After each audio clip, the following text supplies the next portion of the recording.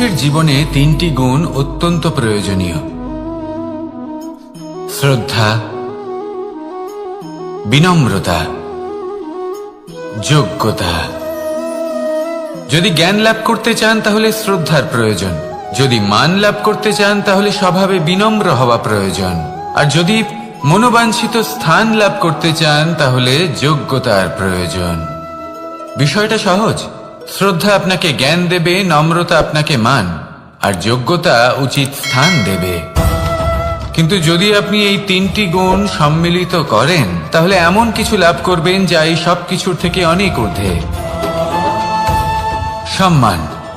আর এ হলো সেই সম্মান যা প্রত্যেক মানুষের নিজের জীবনে লাভ করতে চেষ্টা করা উচিত, কারণ এই হলো সেই সম্মান যার কারণে আপনি চলে যাওয়ার পরেও এই সংসার আপনাকে ভালোবাসবে আর মনে রাখবে। আসুন আমার সাথে ভালোবেসে বলুন, রাধা রাধা। অনেক সময় আমরা জীবনে অনেক মানুষকে এমন বলতে শুনে থাকি যে আমি অসফল হয়েছি কারণ আমার সময় ভালো যাচ্ছিল না, আমি এই জিনিসটা লাভ করতে চাইছিলাম কিন্তু করতে পারলাম না কারণ আমার সময়টা ভালো যাচ্ছিল না, আমি আমার জীবনে ওই মহান কাজটা করতে চাইছিলাম কিন্তু করতে পারলাম না। কেন? কারণ আমার সময়টা ভালো যাচ্ছিল না। কিন্তু যে মুহূর্তে ভালো সময় আমার জীবনে আসবে আমি সব কিছু প্রাপ্ত করব। এমন প্রায় প্রত্যেকেই বলেন। আসুন একটা কথা বোঝা যাক। একজন মালিকে দেখুন, সে প্রত্যেক দিন গাছের সেবা করে, তাকে জল দেয়, তার যত্ন আত্তি করে। কেন? প্রত্যেক দিন সেই গাছ ফল দেয় না, সঠিক সময় এলে তবেই সেই গাছ ফল দেয়, কিন্তু প্রত্যেক দিন মালি তার সেবা করে, তাকে যত্ন করে। শুধুমাত্র তখন করে না যখন সেই গাছ ফল দিতে সক্ষম। আর যদি মালি গাছের যত্ন প্রতিদিন না করে তাহলে হয়তো সেই গাছ ফল দিতেই পারবে না। এটাই হলো আমাদের জন্য একটা শিক্ষা। যখন সময় আমাদের জন্য অপেক্ষা করে না তখন আপনি সময়ের জন্য কেন অপেক্ষা করছেন? ভালো সময়ের জন্য অপেক্ষা করবেন না। ভালো এবং শুভ কর্ম দ্বারা ভালো সময়কে নিজের কাছে টেনে আনুন। নিরন্তর কর্ম করুন, পরিশ্রম করতে থাকুন, শুভ সময় আপনা থেকেই আপনার কাছে আসবে। আসুন আমার সাথে ভালোবেসে বলুন, রাধা রাধা। মানুষের এই সংসারে জীবনযাপন করার জন্য কিছু জিনিসের প্রয়োজন পড়ে।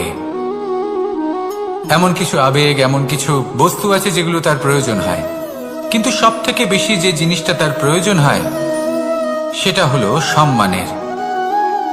আমাদের ভালো লাগে যখন কেউ আমাদের সম্মান করে। আমরা কাউকে সম্মান করলে তারও সেটা ভালো লাগে। কিন্তু আপনি দেখবেন যে সংসারে বেশিরভাগ মানুষ দুটি মাপদণ্ডের ভিত্তিতে সম্মান করেন। হয় বয়স দেখে করেন বা উপার্জন দেখে, অর্থাৎ সেই ব্যক্তি কতটা উপার্জন করেন। এবার ভেবে দেখুন, এটা আবশ্যক নয় কারোর বয়স যদি বেশি হয় তার বুদ্ধিও ততটাই বেশি হবে। আবশ্যক এটাও নয় যে কোনো ব্যক্তি যদি অত্যন্ত ধনী হন বা তার মনও নির্মল হবে বা তিনি সৎকর্ম করবেন বা এমন কোনো কর্ম করবেন যাতে উনি সম্মান লাভ করতে পারেন। হতে পারে উনি ধনী কিন্তু দুশ্চরিত্র। সেই জন্য বয়স বা উপার্জন দেখে কোনো ব্যক্তিকে সম্মান করবেন না। কর্ম দেখুন। যদি গভীরভাবে ভেবে দেখেন তাহলে দেখবেন যদি কোনো মানুষ কোনো সৎকর্ম করেন তাহলে তার প্রতি হৃদয় থেকে সম্মান জাগ্রত হয়। এটাই হলো সেই সম্মান যা অর্জন করতে হবে। বয়স আজ আছে, কাল আরো বৃদ্ধি পাবে। উপার্জন আজ আছে, কাল সেটা কমে যেতেও পারে। কিন্তু যদি আপনি নিরন্তর শুভকর্ম করতে থাকেন তাহলে আপনি মৃত্যুর পরেও অমর হয়ে থাকবেন। আসুন আমার সাথে ভালোবেসে বলুন, রাধা রাধা। পাপ এবং পুণ্য, এই দুই হলো সংসারের এমন দুই বিন্দু যাকে কেন্দ্র করে এই সংসারের চক্র ঘুরতে থাকে। আমরা যদি কোনো কর্ম বিচার করি হয় পুণ্য নয় পাপের দৃষ্টিভঙ্গি দিয়ে, এটা হয় পুণ্য না হলে পাপ। কিন্তু এই পাপ এবং পুণ্য এই দুই নির্ভর করে প্রত্যেক মানুষের ওপর, তার চিন্তাধারা, তার পরিস্থিতির ওপর। ধরুন এমন একজন মানুষ যিনি অনেক দিন ধরে বনে পথ হারিয়েছেন, অনেক দিন হয়তো উনি কোনো খাবার খাননি। এবার এমন পরিস্থিতি চলে এসছে যে এবার যদি উনি খাবার না খান তাহলে হয়তো জীবিতই থাকবেন না। আর এমন অবস্থায় ওনার সামনে যদি কোনো প্রাণী আসে তাহলে তাকে শিকার করা, এটা কিন্তু তার কাছে পাপ নয়, এটা তো জীবিত থাকার একমাত্র উপায়। এটা তার কাছে পুণ্যসম। আর যদি আমি এমন একজন ব্যক্তির কথা বলি যিনি সরল, যিনি একটি সুখী, শান্ত, সুরক্ষিত জীবনযাপন করছেন, তার কাছে কিন্তু এটা পাপ। এইরকমই এই সংসারে ভিন্ন ভিন্ন পরিভাষা আছে পাপ এবং পুণ্যের। তার মধ্যে যদি আমি আপনাকে একটি সরল পরিভাষা দিই, সেটা হলো জীবনে যখনই কোনো কর্ম করবেন সেটা নিয়ে একটু ভেবে দেখুন যে এই যে কাজটা আমি করছি তার ফলে এই যে অন্য মানুষেরা আছেন এই সংসারে, তারা কি দুঃখ পাবেন? যদি তারা দুঃখ পান তাহলে সেটা পাপ। যদি আপনি এমন কোনো কর্ম করেন যার ফলে অন্যরা প্রসন্নতা লাভ করেন, তাদের মুখে হাসি ফুটে ওঠে, যদি তারা প্রেরিত হন, জীবনে সামনে এগোতে পারেন, তাদের বিকাশ হয়, তাহলে এটা হলো পুণ্য। তাই জীবনে সবসময় পুণ্য করতে থাকুন আর আমার সাথে ভালোবেসে বলুন রাধা রাধা। বনস্পতি ফলনের জন্য আমাদের কিসের প্রয়োজন পড়ে? একটু ধরিত্রীর, একটু পরিশ্রমের, আর একটা বীজের। এবার যদি মানুষের কথা বলি তাহলে এখানে ধরিত্রী হলো মানুষের এই জীবন, যেখানে মানুষ নিজের ইচ্ছের ফল ফুল ফলন করতে চায়। পরিশ্রম হলো আমাদের কর্ম, আর বীজ হলো আমাদের নির্বাচন। আমাদের বেছে নিতে হবে যে আমরা কি বপন করব, আম নাকি ফণি মনসা। এর মধ্যে আমরা কি পেতে চাই? রসালো ফলের ফলন চাই নাকি কাঁটার ফলন চাই, তা আমাদের উপর নির্ভরশীল।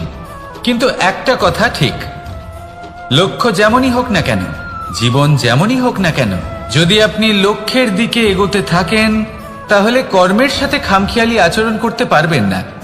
যদি আপনি এমন করেন তাহলে এটা আপনাকে একটা অনুচিত লক্ষ্যে পৌঁছে দেবে, সেটা কিন্তু নিশ্চিত। সবসময় এটা মনে রাখবেন, কর্মের সাথে খামখেয়ালি হবেন অর্থাৎ কর্মফলও আপনার সাথে খামখেয়ালি হবে। তাহলে নিষ্ঠার সাথে কর্ম করতে থাকুন আর নিজের লক্ষ্যকে প্রাপ্ত করুন। আর আমার সাথে ভালোবেসে বলুন রাধা রাধা। অগ্নি চতুর্থ তত্ত্ব, সব থেকে বেশি গুরুত্বপূর্ণ কিন্তু তার থেকেও বেশি ভয়াবহ। কখনো অগ্নিকে নিয়ন্ত্রিত রূপে উনুনে জ্বলতে দেখেছেন? এই অগ্নি আমাদের খাবার বানাতে সাহায্য করে, যা আমাদের শক্তি প্রদান করে। কিন্তু এই অগ্নি যখন বিচলিত হয়ে, অনিয়ন্ত্রিত হয়ে কোনো বনের আগুন হয়ে ওঠে, তখন মহা বিনাশ ঘটে যায়। আপনারই অন্তরের ঊর্জা হলো এই অগ্নি। এটা আপনার শক্তিও, আপনার ক্রোধ। একে ব্যবহার কিভাবে করবেন তা আপনারই হাতে।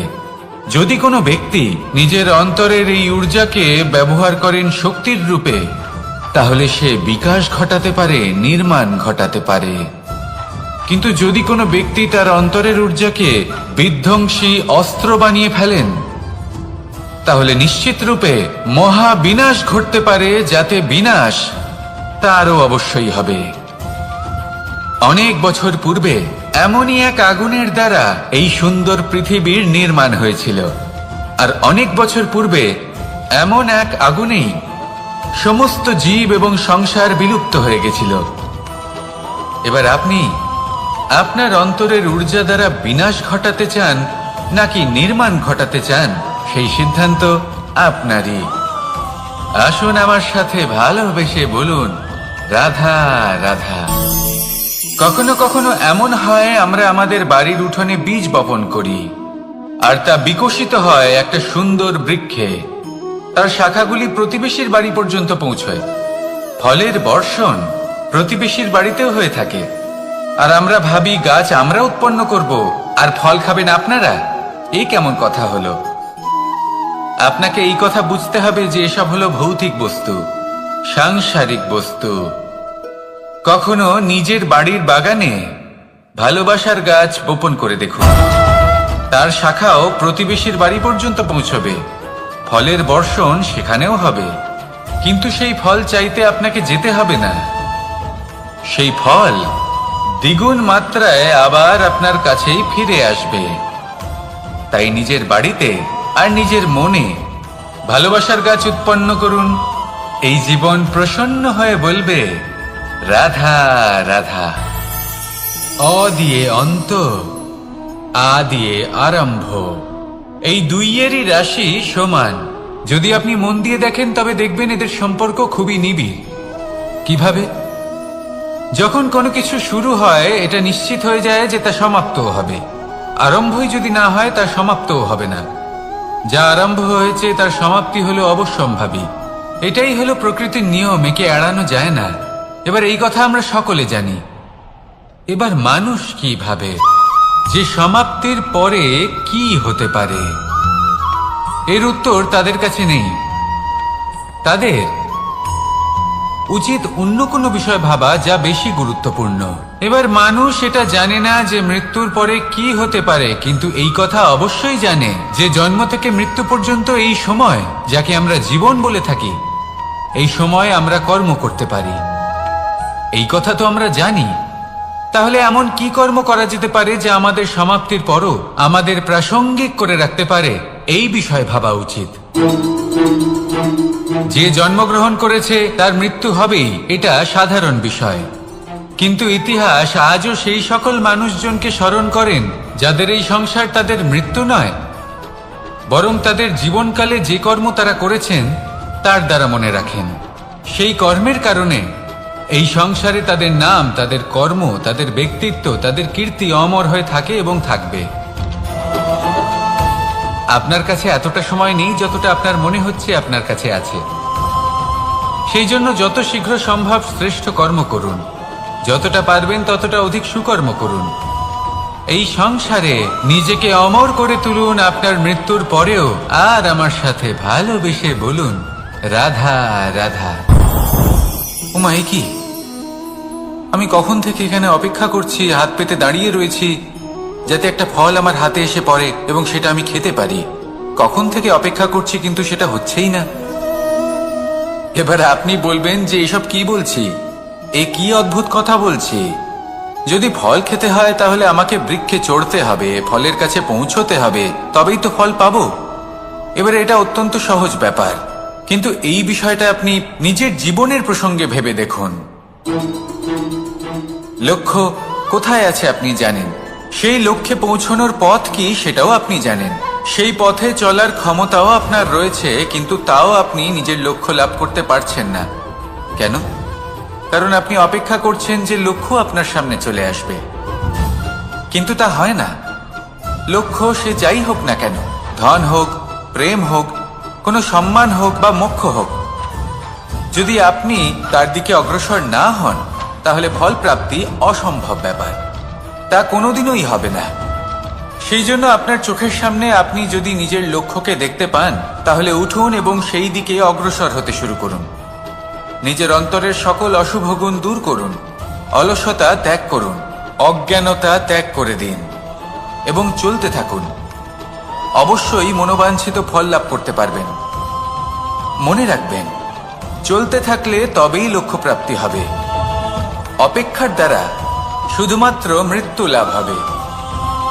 আসুন আমার সাথে ভালোবেসে বলুন, রাধা রাধা।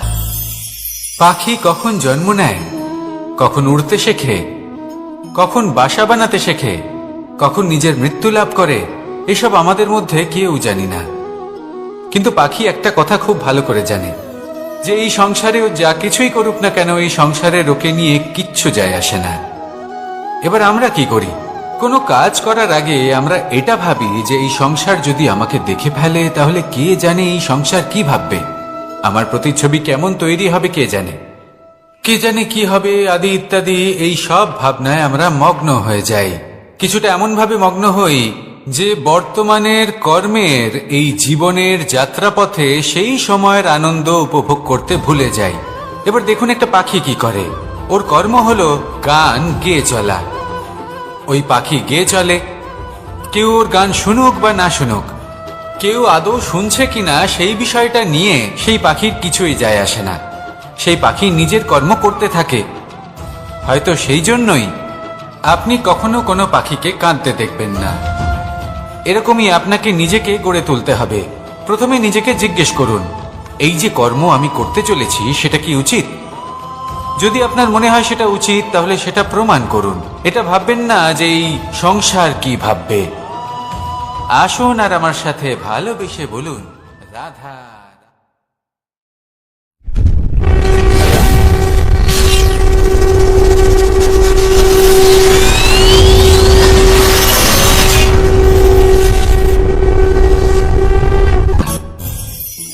আকাঙ্ক্ষা কখন লোভে পরিণত হয়ে যায় তা কেউ বলতে পারে না। এবার তার পরিণাম কি হতে পারে তাও আমরা কেউ জানি না। আজ আমি আপনাকে বলছি, কোনো ব্যক্তি সব থেকে বেশি ক্ষতির সম্মুখীন তখনই হয় যখন সে এটা মনে করে যে সে সব থেকে বেশি সুরক্ষিত স্থানে রয়েছে। সে ভাবে যে সে সেখানে সুরক্ষিত রয়েছে। সে তখন অসাবধান হয়ে পড়ে, আর তখনই তাকে জীবনের সব থেকে বড় ক্ষতির সম্মুখীন হতে হয়। নিঃস্ব হয়ে যাওয়ার পরিস্থিতি কোনো মানুষের জীবনে তখনই আসে যখন তার কাছে প্রচুর সম্পত্তি থাকে এবং সে তার থেকেও অনেক বেশি সম্পত্তি অর্জন করতে চায়। সেই অনেক বেশি সম্পত্তি অর্জন করার চেষ্টায় সে এমন কিছু করে বসে যার ফলে তাকে সমস্ত সম্পত্তি হারাতে হতে পারে। একজন রচনাকার নিজেই নিজের প্রতিভা একদম শেষ করে দিতে পারে যখন সে অনেকগুলো কাজ নিজের কাঁধে নিয়ে নেয়। একটা গুরুত্বপূর্ণ কথা সবসময় মনে রাখবেন, আজ আপনি যেখানেই থাকুন না কেন, যেমনই যে কোনো স্থানেই থাকুন না কেন, এর পেছনে আপনার আকাঙ্ক্ষার একটা বিশাল ভূমিকা রয়েছে। কিন্তু মনে রাখবেন, আপনাকে শিখতে হবে যে কখন আর কিভাবে নিজের উচ্চাকাঙ্ক্ষাগুলিকে লাগাম পরাতে হবে, কারণ এটা অত্যন্ত আবশ্যক। তাই আসুন আর আমার সাথে ভালোবেসে বলুন, রাধা রাধা। রাত্রে আমরা সুখ নিদ্রা লাভ করি, আমরা স্বপ্ন দেখি, ভবিষ্যতের পরিকল্পনা করি, খুব ভালো লাগে। সকালে যখন চোখ খুলি নিদ্রা ভঙ্গ হয়, স্বপ্ন সেইখানেই ভেঙে যায়, আর তারপর আমরা আমাদের রোজকার জীবন যাপন করি। স্বপ্ন হয়তো মানুষ রাতের বেলায় দেখেন, কিন্তু সেটাকে সার্থক দিনের বেলাতেই করতে হয়। রাতে মধুর বাতাসের নিচে কোমল শয্যায় শুয়ে মাতার গলায় মিষ্টি গান শুনতে শুনতে নিদ্রায় আচ্ছন্ন হওয়া, স্বপ্ন দেখা, ভবিষ্যতের পরিকল্পনা করা বড়ই সরল। কিন্তু সকালবেলায় সময় মতো উঠে সূর্যের তাপ সহ্য করে, সেই উষ্ণতা সহ্য করে সর্বাঙ্গ ঘেমে গিয়ে নিজের পথ খুঁজে বের করা, সেই পথে অগ্রসর হওয়া, বাধা বিপত্তি এসবের সম্মুখীন হওয়া, আর তারপর লক্ষ্য লাভ করা, এগুলো কঠিন কাজ। এ হলো অত্যন্ত কঠিন কাজ। যদি আপনি চান যে স্বপ্ন আপনি দেখেছেন তা সত্যি হোক, তাহলে দিনের বেলায় আপনাকে বেরিয়ে কর্ম করতেই হবে, পরিশ্রম করতেই হবে। মনের এই চক্ষু দিয়ে স্বপ্ন দেখা সম্ভব, কিন্তু যদি আপনি বুঝতে পারেন যে এই স্বপ্নই হলো আপনার লক্ষ্য, তাহলে তাকে সার্থক করতে শুধুমাত্র পরিশ্রম দ্বারাই করতে হবে। তাহলে পরিশ্রম করুন আর আমার সাথে ভালোবেসে বলুন, রাধা রাধা। মানুষের জীবনে দুই ধরনের আবেগ থাকে যা চিরকাল তার সাথে বসবাস করে। প্রথম, স্বপ্ন। দ্বিতীয়, অজুহাত। মানুষ হাজার হাজার স্বপ্ন দেখতে পারে, আমাকে এই কাজ করতে হবে, আমাকে ওখানে ঘুরতে যেতে হবে, আমায় জীবনে এই অসম্ভব কাজ বাস্তবায়িত করে দেখাতে হবে, আদি ইত্যাদি। এবার ঠিক যেমন স্বপ্ন দেখেন, সেইভাবে অজুহাতও খুঁজে নিয়ে আসেন। আমি এই স্বপ্ন পূরণ করতে পারলাম না, কারণ আমাকে কেউ সাহায্যই করলো না, কারণ আমি দুর্বল হয়ে পড়েছিলাম, কারণ আমার কাছে সময়ই ছিল না, আদি ইত্যাদি। এবার সাফল্য এবং অসফলতার মাঝখানে এই ধরনের সংঘর্ষ হতে থাকে। সাফল্য তখন লাভ করা সম্ভব যখন আপনার স্বপ্ন আপনার অজুহাতের থেকে অনেক বড় হয়। আর অসফলতা তখন পাবেন যখন আপনার অজুহাত আপনার স্বপ্নের থেকে অনেক বড় হয়। আপনি যদি সাফল্য লাভ করতে চান তাহলে চেষ্টা করতে থাকুন, পরিশ্রম করুন। যদি অসফল হন তাহলে ভয়ভীত হওয়ার কোনো প্রয়োজন নেই। নিজের ভুল বুঝুন, তাকে শুধরে নিন, আবার চেষ্টা করুন। কিন্তু যদি নিজের জীবনে অজুহাত নিয়ে আসেন তখন স্বপ্ন কখনো পূরণ হবে না। আসুন আমার সাথে ভালোবেসে বলুন, রাধা রাধা। ভয়ের সাথে আমরা সবাই পরিচিত, কষ্টও আমরা সবাই পেয়েছি। কখনো কখনো আমরা অসুস্থ হয়ে পড়ি, আর এমন সময় হলে মাতার মমতা, কখনো বাবার স্নেহ, কখনো বন্ধুদের পাশে থাকার অনুভূতি আমাদের রোগ নিরাময়ে সাহায্য করে। কখনো যদি আমরা নিরাশ হয়ে পড়ি, তখন যদি আমাদের কোনো আপনজন আমাদের দুটো ভালো কথা বলে, তখন আমাদের মনোবল বেড়ে যায়। ঠিক তেমন সংসারের এই রঙ্গমঞ্চে যদি আপনি পীড়িত অনুভব করেন, কিছু শুভ কথা আলোচনা করুন, কিছু স্তুতি গান করুন, কিছু মুহূর্তের জন্য হলেও নিজের ইষ্টদেবের কথা স্মরণ করুন আর প্রার্থনা করুন। সাহস বাড়বে, শক্তিও বৃদ্ধি পাবে এবং সামনে এগিয়ে চলার পথও দেখতে পাবেন। তখন এই মন প্রসন্ন হয়ে বলবে, রাধা রাধা। কখনো কখনো অন্ধকারের সাথে লড়াই করার জন্য আমরা প্রদীপ জ্বালাই। এতে প্রথমে সলতে রাখি, তারপর তেল ঢালি, তারপর আগুন জেলে এটা প্রজ্বলিত করি। তারপর একটা সময় আসে যখন এই প্রদীপ নিভে যায়। কারণটা কি? কারণ কি এটা যে প্রদীপের প্রকাশমান হওয়ার ক্ষমতা সমাপ্ত হয়েছে? না, এই যে আগুন আমরা দেখতে পাচ্ছি, এই আগুনের জন্য যে শক্তির প্রয়োজন হয় তা আসে এই তেল থেকে। যদি এই তেল সমাপ্ত হয়ে যায় তাহলে এই প্রকাশ তাও সমাপ্ত হয়ে যায়। আর আমাদের জীবনে এই তেল হলো আমাদের কর্ম, আর এই আগুন আর এর দ্বারা উৎপন্ন হওয়া প্রকাশ আমাদের ভাগ্য। যত আমাদের কর্ম ক্ষীণ হতে থাকবে, আমাদের ভাগ্য সৌভাগ্য কোথাও না কোথাও লুপ্ত হয়ে যাবে। যে উজ্জ্বল ভবিষ্যৎ আমরা চাইছি তা কখনো লাভ করতে পারবো না যদি কর্ম না করি। ঠিক যেমন তেল ছাড়া অগ্নি উৎপন্ন হয় না, তেমনি কর্ম ছাড়া সৌভাগ্য হয় না। আর যেমন কর্ম তেমন ভাগ্য। তাই সবসময় কর্ম করতে থাকুন, কর্ম করা থামাবেন না। আর আমার সাথে ভালোবেসে বলুন, রাধা রাধা। জীবনে তিনটি বিষয় আছে, তিনটি বস্তু আছে, তারা যেন আপনাকে কখনো বশে না করে নিতে পারে। প্রথম হলো ধন। ধন যতক্ষণ আপনি ব্যবহার করতে থাকেন, যতক্ষণ তা আপনার কাজে আসছে, ততক্ষণ ঠিক আছে, এই ধন আপনার কাছে অমৃত। কিন্তু যখন এই ধন আপনাকে ব্যবহার করতে শুরু করে, বুঝে যাবেন যে আপনার পতনের সময় শুরু হয়েছে। দ্বিতীয় বিষয়, ফেলে আসা অতীত। যাই করুন, আপনি অতীত পাল্টাতে পারবেন না, আর এই সত্যিটা আপনিও জানেন। কিন্তু তাও এর বশবর্তী আমরা হয়ে পড়ি। আর যখন তাই হয়, তখন এই সংসারে আমরা যেখানেই যাই না কেন, যত বড়ই সুখ লাভ করি না কেন, সেই সব আমাদের কাছে তিক্ত বলে মনে হয়। তৃতীয় বিষয়, আপনার আশেপাশের মানুষ ভিন্ন ভিন্ন ধরনের মানুষ হয়, যাদের চিন্তা ভাবনা এবং দৃষ্টিভঙ্গি ভিন্ন ভিন্ন প্রকারের। যদি এদের বশবর্তী আপনি হয়ে পড়েন, তাহলে কেউ বলবে এটা করো, এটা ভালো। কেউ বলবে এটা করো না, ওটা করো, ওটা ভালো কাজ। কেউ বলবে এই দুটোই করো না, অন্য কিছু করো। এই কথাগুলিতে আপনি এতটাই জড়িয়ে পড়বেন যে আপনি লক্ষ্যভ্রষ্ট হয়ে পড়বেন। তাই এই তিন বিষয় থেকে সাবধানে থাকবেন।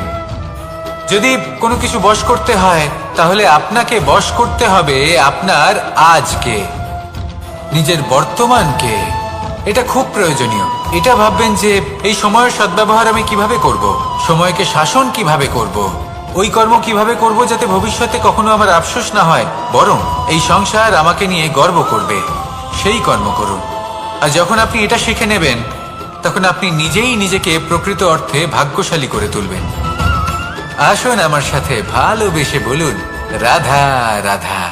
অনেক সময় আমরা কারোর নীরবতাকে তার দুর্বলতা ভেবে বসি। হতেই পারে সেই ব্যক্তি উত্তর দিতে চাইছেন না, হতে পারে অন্য কোনো কারণ আছে যা আমরা বুঝতেই পারছি না। সেই জন্য তাকে দুর্বল ভেবে নেওয়া অনুচিত। দেখতে গেলে এই বিশাল সমুদ্র এও কিন্তু নীরব, শান্ত হয়। কিন্তু যখন সে রুদ্র মূর্তি ধারণ করে তখন কি হয়?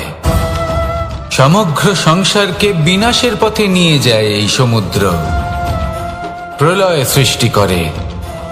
সেই জন্য কারোর সহ্য শক্তিকে দুর্বলতা বলে মনে করবেন না। কারণ যদি এই নীরবতা নিজেকে ভেঙে বেরিয়ে আসে, তাহলে তা বিনাশের সমস্ত সীমা পার করে যেতে পারে। তাই এই নীরবতাকে সবসময় বুঝুন, সবসময় একে সম্মান করতে শিখুন, আর আমার সাথে ভালোবেসে বলুন, রাধা রাধা। কখনো কোনো চাতক পাখিকে দেখেছেন? কথায় আছে যে বছরে মাত্র একবার সে তার তৃষ্ণা মিটিয়ে থাকে, আর তাও আকাশে ভেসে থাকা মেঘের দ্বারা ঘটানো বৃষ্টির জলের ফোঁটা থেকে। আর কোথাও থেকে সে তার তৃষ্ণা পূরণ করে না। সারা বছর সে নিদারুণ গরম সহ্য করে, তীব্র শীতও সহ্য করে, শুধু এই আশা নিয়ে যে বছরে একবার অন্তত সেই মেঘের ঘন ঘটা হবে, বৃষ্টি হবে, আর সে তার তৃষ্ণা নিবারণ করবে। এটা আসলে কি? এটা আসলে বিশ্বাস। সেই বিশ্বাস যে বছরে একবার সেই মেঘ আসবে তৃষ্ণা নিবারণ করতে।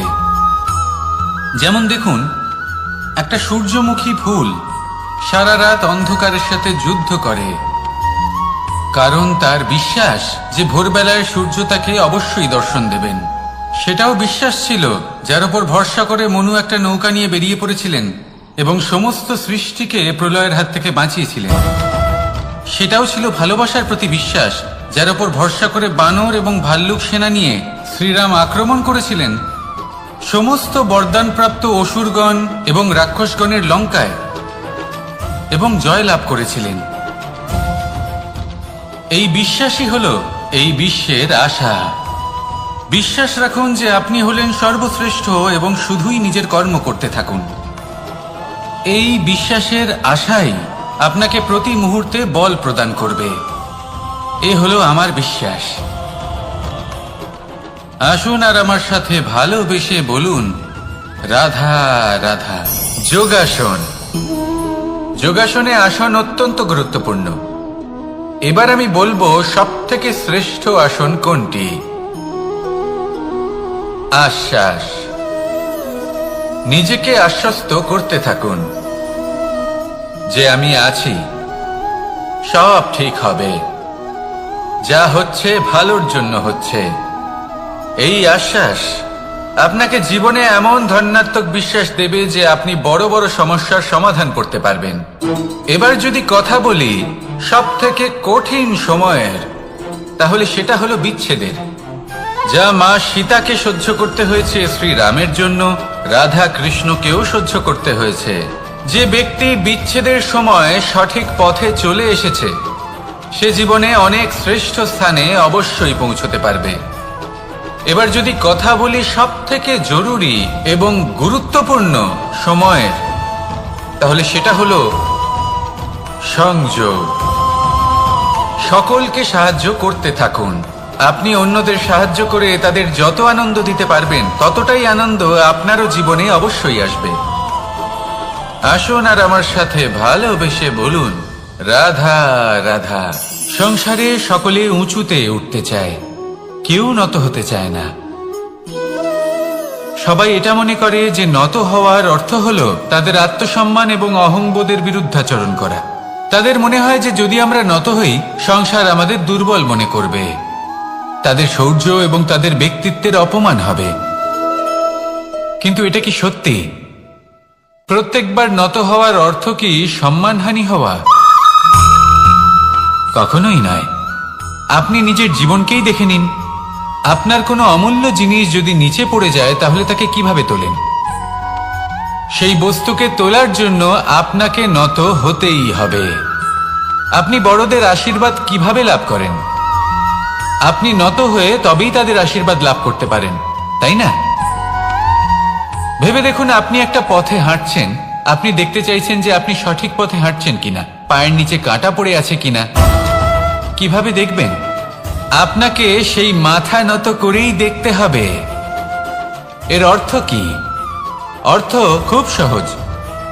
প্রত্যেকবার নত হওয়া অনুচিত নয়, সেটা কোনোভাবেই সম্মানহানি নয়। পরিস্থিতি অনুসারে এবং যেখানে প্রয়োজন আপনি নত হতে শিখে গেলে আপনি অনেক কিছুই লাভ করতে পারবেন। জ্ঞান, মান, গুণ, বিশ্বাস। সেই জন্য প্রয়োজন এবং পরিস্থিতি অনুসারে নত হতে শিখুন, এতে অনুচিত কিছুই নেই। আত্মসম্মান থাকা অত্যন্ত প্রয়োজনীয়, কিন্তু তা যেন কখনো অহংকারে পরিণত না হয়। এই বিষয়ে অবশ্যই নজর রাখবেন এবং আমার সাথে ভালোবেসে বলবেন, রাধা রাধা। আমাদের জীবনে অনেক ধরনের ব্যক্তি এসে থাকেন। কেউ কেউ আমাদের সাথে থেকে যান, কেউ আমাদের থেকে দূরে চলে যান। কেউ ভালো মানুষ হন, কেউ খারাপ মানুষ। কিন্তু আমরা সবসময় সেই সময়টাকে নিয়ে দুঃখ প্রকাশ করি যখন আমাদের জীবনে কোনো খারাপ ব্যক্তি প্রবেশ করেন। তারা আমাদের খারাপ অনুভূতি দেন, দুঃখ দেন, কষ্ট দেন। আমরা সবাই তাকে ভালো মন্দ কথা বলি। কিন্তু কেন? এমন বিভিন্ন ধরনের মানুষ, খারাপ মানুষ, ভালো মানুষ সবার জীবনেই আসেন এবং সকলকেই একটা অমূল্য শিক্ষা দান করে যান। এবার আপনি নিজেই ভেবে দেখুন, জীবনে যখন প্রথমবার আপনি আগুন স্পর্শ করেছিলেন তখন আপনি একটা শিক্ষা লাভ করেছিলেন যে আমাকে আগুনের থেকে একটু দূরে থাকতে হবে। তারপর আস্তে আস্তে আপনি শিখলেন যে কিভাবে এই আগুনকে নিয়ন্ত্রণে রাখতে হবে। তারপর আপনি শিখলেন যে কিভাবে নিজের জীবনে তাকে প্রয়োগ করতে হবে, তা সে অন্ধকারে প্রকাশ লাভ করার জন্য হোক বা খাবার বানানোর জন্য। সেইভাবেই কোনো খারাপ ব্যক্তি যখন আপনার জীবনে আসে কোনো শিক্ষা দিয়ে যান, তার প্রতি কৃতজ্ঞ থাকুন। তার বিষয় খারাপ ভাবার বা খারাপ অনুভূতি নিয়ে থাকার কোনো প্রয়োজন নেই। সেই শিক্ষা লাভ করুন, ইতিবাচক মনোভাব নিয়ে জীবনের সামনে এগোতে থাকুন। কেউ নেই যিনি আপনাকে বাধা দিতে পারেন। আসুন আমার সাথে ভালোবেসে বলুন, রাধা রাধা। অনেক সময় আমরা জীবনে অনেক মানুষকে এমন বলতে শুনে থাকি যে আমি অসফল হয়েছি কারণ আমার সময় ভালো যাচ্ছিল না। আমি এই জিনিসটা লাভ করতে চাইছিলাম কিন্তু করতে পারলাম না কারণ আমার সময়টা ভালো যাচ্ছিল না। আমি আমার জীবনে ওই মহান কাজটা করতে চাইছিলাম কিন্তু করতে পারলাম না। কেন? কারণ আমার সময়টা ভালো যাচ্ছিল না। কিন্তু যে মুহূর্তে ভালো সময় আমার জীবনে আসবে আমি সব কিছু প্রাপ্ত করব। এমন প্রায় প্রত্যেকেই বলেন। আসুন একটা কথা বোঝা যাক। একজন মালিকে দেখুন, সে প্রত্যেক দিন গাছের সেবা করে, তাকে জল দেয়, তার যত্ন আত্তি করে। কেন? প্রত্যেক দিন সেই গাছ ফল দেয় না। সঠিক সময় এলে তবেই সেই গাছ ফল দেয়, কিন্তু প্রত্যেক দিন মালি তার সেবা করে, তাকে যত্ন করে। শুধুমাত্র তখন করে না যখন সেই গাছ ফল দিতে সক্ষম। আর যদি মালি গাছের যত্ন প্রতিদিন না করে তাহলে হয়তো সেই গাছ ফল দিতেই পারবে না। এটাই হলো আমাদের জন্য একটা শিক্ষা। যখন সময় আমাদের জন্য অপেক্ষা করে না তখন আপনি সময়ের জন্য কেন অপেক্ষা করছেন? ভালো সময়ের জন্য অপেক্ষা করবেন না। ভালো এবং শুভ কর্ম দ্বারা ভালো সময়কে নিজের কাছে টেনে আনুন। নিরন্তর কর্ম করুন, পরিশ্রম করতে থাকুন। শুভ সময় আপনা থেকেই আপনার কাছে আসবে। আসুন আমার সাথে ভালোবেসে বলুন, রাধা রাধা। জীবনে এমন কিছু কাজ রয়েছে যা আমাদের কখনোই করা উচিত নয়, যেমন আশা করা। যদি আপনি আশা করেন আর আপনার আশা পূর্ণ না হয় আপনি খুবই কষ্ট পাবেন। এবার আপনি যদি প্রতীক্ষা করেন, করতেই থাকেন, আর সেই ব্যক্তি যদি না আসে তাহলেও খুব কষ্ট পাবেন। আর হলো তুলনা। আপনি যদি তুলনা করতে যান তাহলে এটাই ভাববেন যে হয় আমি বা অন্য কোনো ব্যক্তি, এই দুজনের মধ্যে কোনো এক ব্যক্তি নিকৃষ্ট। আর এই ভাবনাটাই হলো অনুচিত। যদি আমরা কথা বলি সেই সব বিষয়ে যা আমাদের করা উচিত, যেমন পরীক্ষা। এই পরীক্ষা সবসময় আমাদের আরো সফল করে তোলে, আরো শ্রেষ্ঠ করে তোলে, আরো উৎকৃষ্ট করে তোলে। আসন্ন মহাসংগ্রামের জন্য আমাদের প্রস্তুত করে তোলে এই পরীক্ষা। তাই এই পরীক্ষার থেকে কখনোই পালাবেন না, এর সম্মুখীন হন। আর হলো কর্ম। কর্ম করা কখনোই বন্ধ করবেন না। তুলনা করার বদলে কর্ম করুন, প্রতীক্ষা করার বদলে কর্ম করুন, আর আশা করার বদলে কর্মই করুন। জীবন সফল হয়ে যাবে। দেখুন, সবার শেষে সত্যি বলতে এই কর্ম আর এই পরীক্ষা, এই দুই আমাদের জীবনকে সুখী করে তুলতে পারে। আসুন আর আমার সাথে ভালোবেসে বলুন, রাধা রাধা। আমি অনেক সংখ্যক মানুষকে দেখেছি, তাদের কাছে অত্যাধিক জ্ঞান আছে, শিল্প আছে, ধন আছে, কীর্তি আছে, কিন্তু তারা এই সব কিছু নিজেদের কাছেই রাখেন, এই সমাজে বিতরণ করেন না। কারণ হলো ভয়। ওনাদের মনে হয় যে যদি আমি এই সব কিছু সমাজে বিতরণ করি, তাহলে সমাজ আমার শিল্প হোক, ধন হোক, জ্ঞান হোক, কীর্তি হোক, সবকিছু চুরি করে নিয়ে যাবে, আর তার বদলে আমি কিছুই পাবো না। এটা কিন্তু সত্য নয়। সত্য হলো এটাই যে যদি আপনি নিজেকে এই সংসারের প্রতি সমর্পিত করেন, তাহলে এই সংসার আপনার প্রতিও সমর্পিত থাকবে। আপনি শুধু ধন, জ্ঞান, কীর্তি, সম্মান পাবেন তাই নয়, বরং এই সমাজ আপনাকে নিজের চোখে হারাবে, মনের মধ্যে স্থান দেবে। তাই এই ভয় ত্যাগ করে দেখুন কিভাবে এই সমাজ আপনাকে প্রেম সমর্পণ করে। আসুন আমার সাথে ভালোবেসে বলুন, রাধা রাধা। মানুষের এই সংসারে জীবনযাপন করার জন্য কিছু জিনিসের প্রয়োজন পড়ে। এমন কিছু আবেগ, এমন কিছু বস্তু আছে যেগুলো তার প্রয়োজন হয়, কিন্তু সব থেকে বেশি যে জিনিসটা তার প্রয়োজন হয় সেটা হলো সম্মানের। আমাদের ভালো লাগে যখন কেউ আমাদের সম্মান করে। আমরা কাউকে সম্মান করলে তারও সেটা ভালো লাগে। কিন্তু আপনি দেখবেন যে সংসারে বেশিরভাগ মানুষ দুটি মাপদণ্ডের ভিত্তিতে সম্মান করেন, হয় বয়স দেখে করেন বা উপার্জন দেখে, অর্থাৎ সেই ব্যক্তি কতটা উপার্জন করেন। এবার ভেবে দেখুন, এটা আবশ্যক নয় কারোর বয়স যদি বেশি হয় তার বুদ্ধিও ততটাই বেশি হবে। আবশ্যক এটাও নয় যে কোনো ব্যক্তি যদি অত্যন্ত ধনী হন বা তার মনও নির্মল হবে বা তিনি সৎকর্ম করবেন বা এমন কোনো কর্ম করবেন যাতে উনি সম্মান লাভ করতে পারেন। হতে পারে উনি ধনী কিন্তু দুশ্চরিত্র। সেই জন্য বয়স বা উপার্জন দেখে কোনো ব্যক্তিকে সম্মান করবেন না। কর্ম দেখুন। যদি গভীরভাবে ভেবে দেখেন তাহলে দেখবেন যদি কোনো মানুষ কোনো সৎকর্ম করেন তাহলে তার প্রতি হৃদয় থেকে সম্মান জাগ্রত হয়। এটাই হলো সেই সম্মান যা অর্জন করতে হবে। বয়স আজ আছে, কাল আরো বৃদ্ধি পাবে। উপার্জন আজ আছে, কাল সেটা কমে যেতেও পারে। কিন্তু যদি আপনি নিরন্তর শুভকর্ম করতে থাকেন তাহলে আপনি মৃত্যুর পরেও অমর হয়ে থাকবেন। আসুন আমার সাথে ভালোবেসে বলুন, রাধা রাধা। আমাদের জীবনে আমরা যখনই এমন কোনো মানুষের সাথে পরিচিত হই যে বয়সে, পদে এবং আর্থিক দিক থেকে আমাদের থেকে পিছিয়ে, তখন আমরা সবাই খুব হীন নজরে তাদের দিকে দেখি। মনেই করি না যে সেই ব্যক্তির নিজস্ব একটা অস্তিত্ব রয়েছে, তার নিজেরও একটা মাহাত্ম্য রয়েছে। আমাদের মনেই হয় না যে আমাদের সামনে দাঁড়িয়ে থাকার যোগ্যতা আছে তাদের।